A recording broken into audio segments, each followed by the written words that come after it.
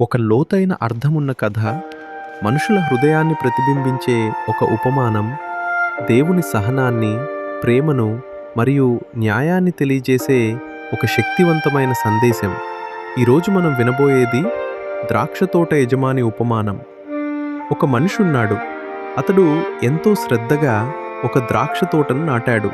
ఆ తోట చుట్టూ బలమైన కంచె వేశాడు. ద్రాక్షరసం కోసం ఒక గుంత త్రవ్వాడు మరియు ఒక ఎత్తైన గోపురాన్ని నిర్మించాడు. ప్రతి చిన్న విషయాన్ని జాగ్రత్తగా చూసుకున్నాడు. అది అతని కృషి, అతని ప్రేమ, అతని ఆశ. తరువాత ఆ తోటను కొంతమంది రైతులకు అప్పగించాడు. ఈ తోటను జాగ్రత్తగా చూసుకోండి అని చెప్పి తాను ఒక దూరదేశానికి ప్రయాణమయ్యాడు. కాలం గడిచింది, పంటకాలం వచ్చింది. యజమాని తన సేవకుడిని పంపించాడు. తోట ఫలంలో నా భాగం తీసుకురా అని. కానీ ఆ రైతులు అతన్ని పట్టుకుని దారుణంగా కొట్టి ఖాళీ చేతులతో పంపించారు. మళ్ళీ యజమాని ఇంకొక సేవకుడిని పంపించాడు. ఈసారి వారు అతనిపై రాళ్లు వేసి తలలో గాయపరిచి అవమానంగా పంపించారు. అయినా యజమాని ఆగలేదు.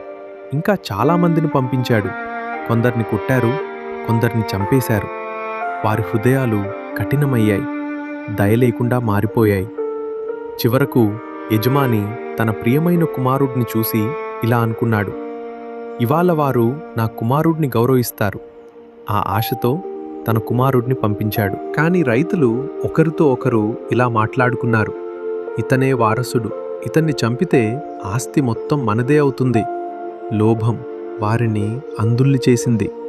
వారు అతన్ని పట్టుకున్నారు, చంపేశారు మరియు తోట బయటకు విసిరేశారు. ఇది అత్యంత దారుణమైన పని.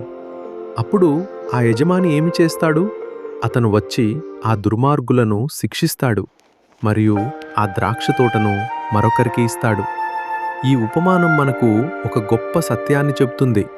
దేవుడు మనకు అనేక అవకాశాలిస్తాడు, కానీ మనం ఆయనను నిరాకరిస్తే తీర్పు తప్పదు.